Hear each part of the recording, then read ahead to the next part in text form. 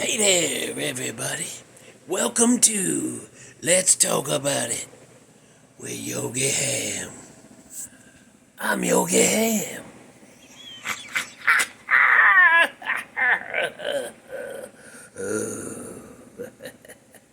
This is my garage. This is where we talk about stuff, and tonight we're doing another ghost story. This one, I apologize. I know people like short videos, and I tried my best to keep them around 7 to 8 minutes, and a lot of times I go over.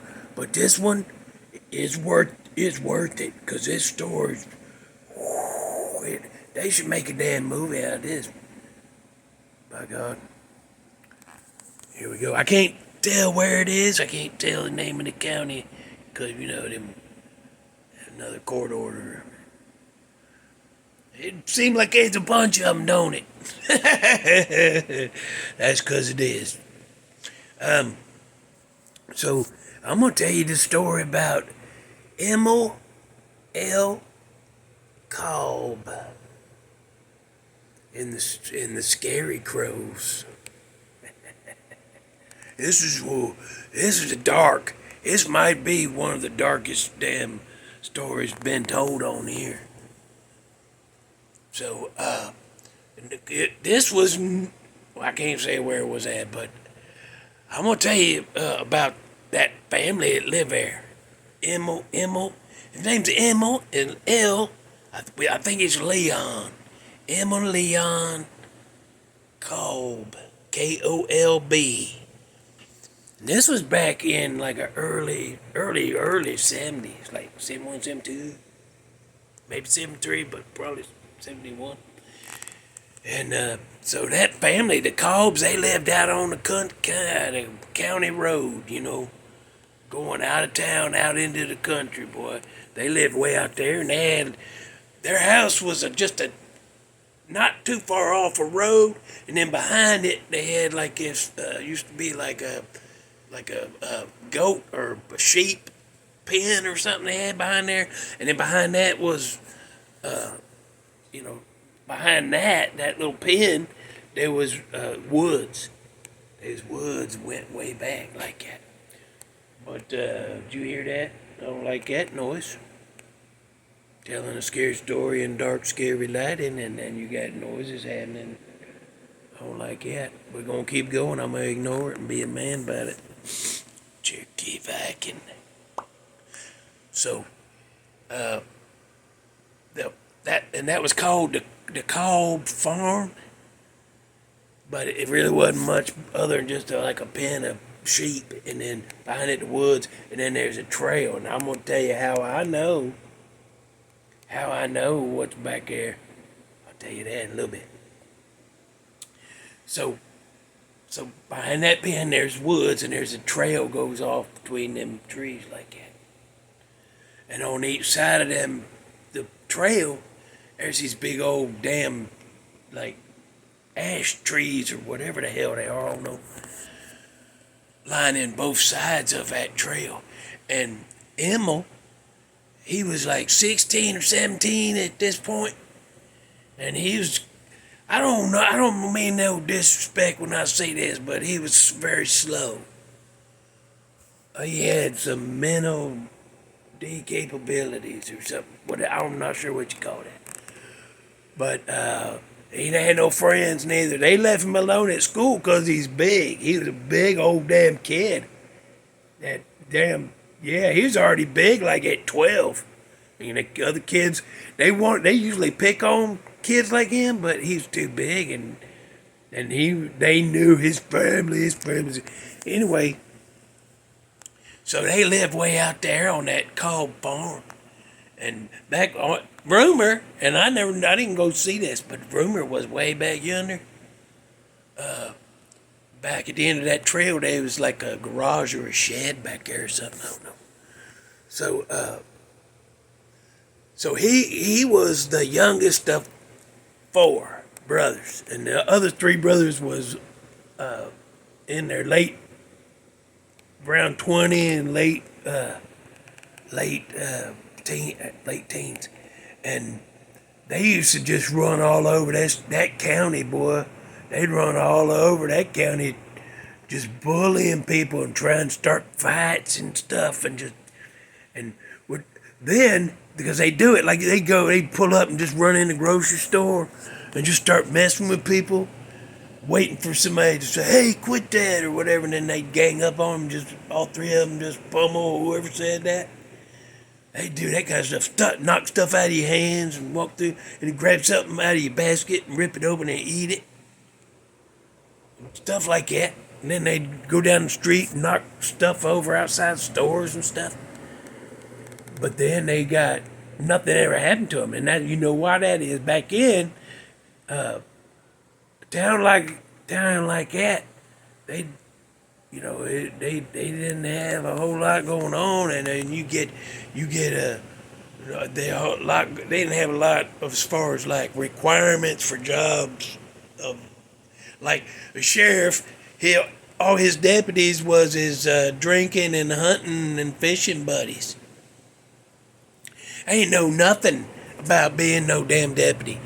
So when it come to dealing with them Kolb boys, every damn one of them scared to death of them fellers. And I can't blame them, but you take that job, you got to go do it. And so when people started complaining, hey, they did this, they did that, nothing ever happened. Them deputies go out, come back. Oh, we looked for them.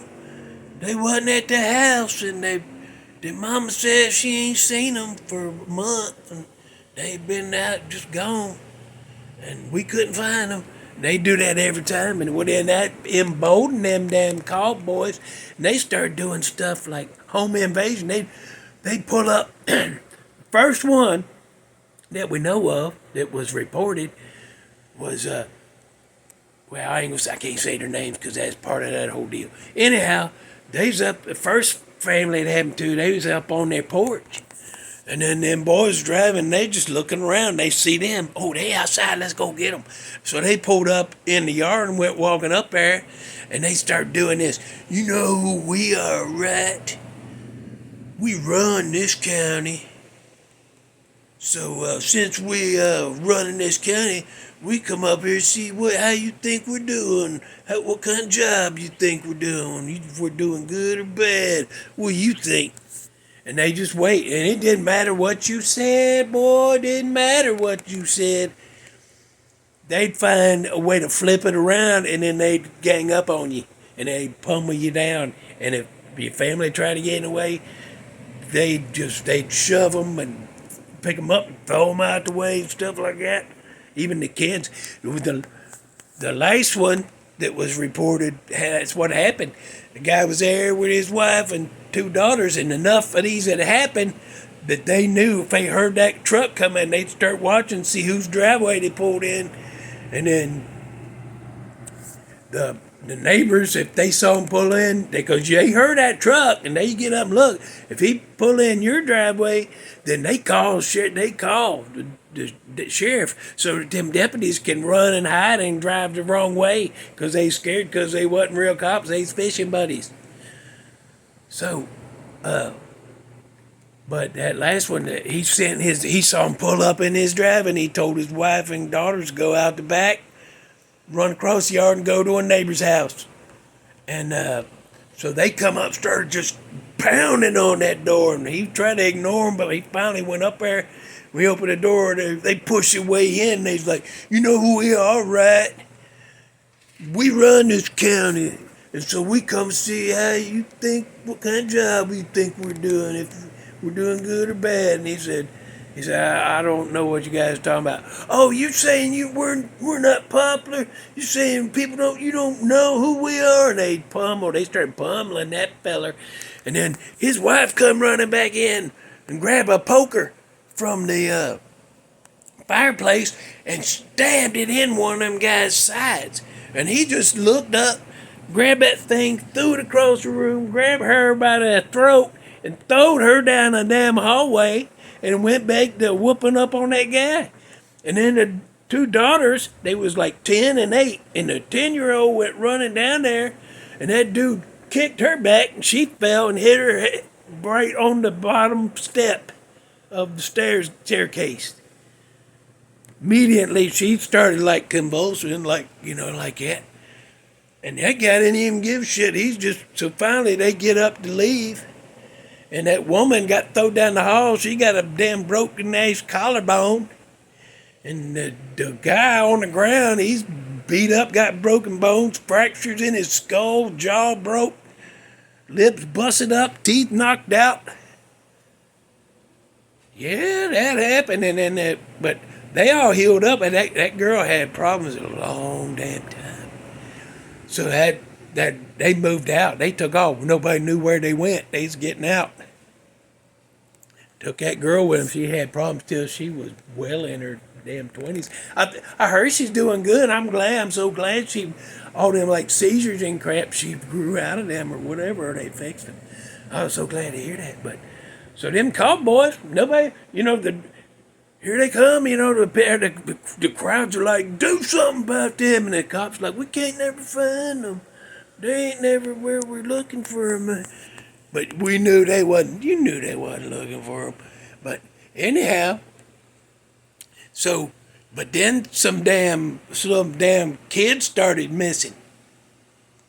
And the FBI got involved at that point and was coming around. And by the time they come in and took over, there's 5 damn kids missing, and one of them was last seen in a pink jean jacket. Okay, hold on to that. So that Emil guy, what we was talking about, Emil Kolb. So since he had friends and he didn't worry about doing homework and crap, he would spend his time stealing crap from. He'd walk for miles and just take stuff out of people's yards and toys and lawn fixtures and stuff and bring them home. And then he had those trees that was lining that path going back through the woods. He started hanging stuff in there. So all of them trees had crap, had baby dolls, stuffed animals, golf club, a rake, sundials, but mostly a lot of damn baby dolls. That's creepy right there. Bunch of damn wind chimes hanging in all them trees. And then he got a hold of, there was some broken mannequins at the dime store threw out in the back, in the trash pile. And them boys found it and took them up, and the brothers found them and took them up there back home and was going to use them for target practice, but Emil got them and tied some of them up in them trees.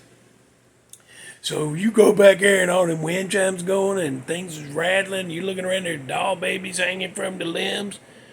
That's a creepy ass walk going down that trail. Yeah. So anyhow, here's what happened. So the FBI gets involved, and one of the public demands to meet with him, and it's that girl's daddy, the one that got beat up real bad, and his daughter had the head injury.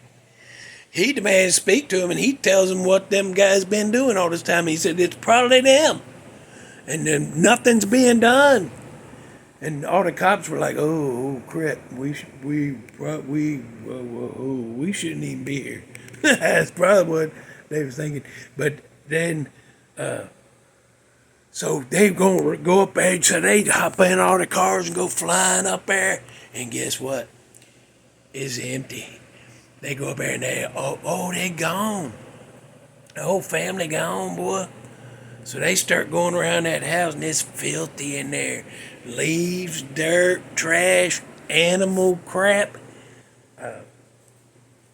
It's just dirty, and there's like, it would like that dirt and leaves and crap and whatever all that other crap is in there. You'd have to get like a damn big ass wide ass shovel to get that stuff out. It's gross. And in Emil's room, when they was digging through all that dog crap and dirt and trash and food wrappers and dirty plates, they found that damn pink jean jacket. And they said, oh no. So They start looking. They're trying to find if there's any evidence on the property, and they get back and they see all them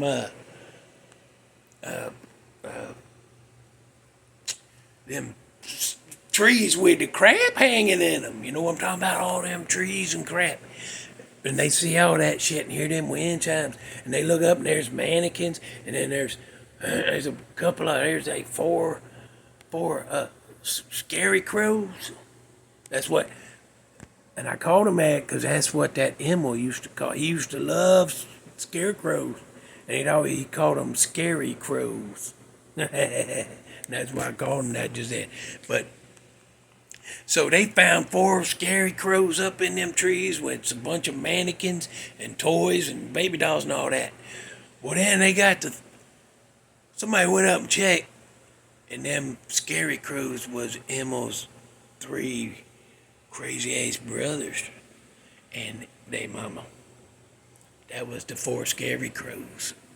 So, but Emil was gone, boy.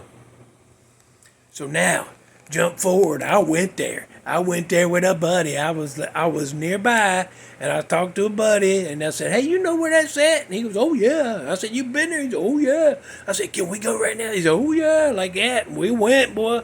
And we pulled up, and I had goosebumps, boy. So I went walking, and I said, the house been burned down, because people started going there all the time and like daring each other to go around the back to the trees, and the cops had come and start running people off, and then all of a sudden that house burned down, but not all of it, because some of two of the back wall and the one side wall were still up. They just charred black like that. But so you can pull up and still see that's where the house was, but still part of it is. Anyway, so we get there and I'm like, oh, here we are. This is for real, boy. We went around back, and we went around the back, and we found that trail, and we went back, and I didn't go down. I said, I ain't going much farther. I went like 10 feet, and I could hear them chant, because they didn't take nothing. They took them scary crows down. Had to, but everything else still up there except for the ones that was tied with rope that finally gave way to the weather. And then, but so around each tree there's a few things laying on the ground that have fallen over the years. And I said, I ain't going back. So I reached up there, I grabbed something off that tree and just pulled it, and it snapped. That little string snapped, and I put it in my pocket. And you're not supposed to do that. You ain't supposed to bring stuff back with you from places like that. You ain't supposed to. But I got it. It's in there on the shelf. And you know what it's right next to? Concrete that come from that silver bridge that collapsed in Point Pleasant. Chunk of concrete I took from there that you ain't supposed to take. Maybe that's why I got so bad luck. Maybe that's why I got the cancer and the gut and the pancreatitis and the whatever, and this tooth ain't real. That's probably why. Why didn't somebody stop me from doing that? Anyhow, that's what I got. But so there was a guy I knew that went there at night, and he was doing a ghost. He was trying to be his ghost hunter guy. I've known like a bunch of guys that try to do that. I ain't even gonna try, because you ain't getting me out in those places. But I had a buddy, and he went over there, and he had him and his buddy, and they went back, and it was dark, and they're trying to film, and the wind's blowing, and all them trees are moving like that. And he said, on film, I never got to see it. He was going to show it to me, and then I don't even know whatever. I ain't seen that man, how long I ain't seen that guy in like 30 years. I forgot about him too just now. But anyway, he said he got on film, and when they was looking through the trees, the scarecrows that they had to take down because it was his family, you can see them up there in their faces. Their eyes are blacked out, but their mouths are writhing like.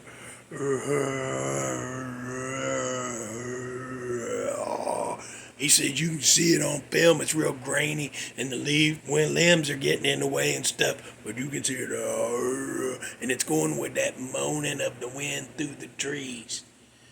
He said it's scary as hell, and he said, I'm going to show you that sometime. And I said, okay. And then I went and did my thing over here, and I don't know what happened to him. I'm going to have to look him up. I'm going to see that after all these years. I'm going to finally see it. So anyway, uh, and then another guy, he said he went there and did the same thing and was filming. And before he could even get in there, he saw something moving down the trail before he could even get to the trees. And it was this stocky guy. Just this guy standing there with old dirty, ragged clothes on. And he's just staring at him, and then he starts walking. And then he starts kind of doing like that. And then he starts running. And my buddy said him and his buddy that was with him took off running, barely got in the car before here that thing come running around the side of that burnt ace building. Was that Emil? Has he been living out in that shed? Don't you think the FBI would have found that? When I went back there and said, oh, here's that dumbass kid. Croaked out his family, hiding in a shed. I'm sure they looked in there, didn't they? But they say if you go back there, you can still see them scary crows up there doing like that. Remember, you can still see that. And then sometimes if you catch it at the right time, Emma will chase you out of there, boy. I ain't going there. I've been there one time in the daytime. That was enough for me. I ain't never going back. Especially at night. We are double the budget. Holy crap, we went way over. This is the longest video. Congratulations. If you got all the way to the end of the MOL Kolb and the Scarecrows episode, congratulations. You were part of history. The longest Yogi video yet. Comment if you want to. Song I want you to listen to is from 2014. The song's called Scarecrow by Counting Crows. Go listen to that. Don't watch the video. It's annoying as hell and it takes 15 minutes before the music starts. Just listen to the studio version. Okay, comment if you want to. Yeah. If you heard about this story before and you know something I didn't tell you, put it in the comments. Let us know what's going on. What is that? I keep hearing that. All right, I gotta turn the lights on and see what's going on. All right, bye.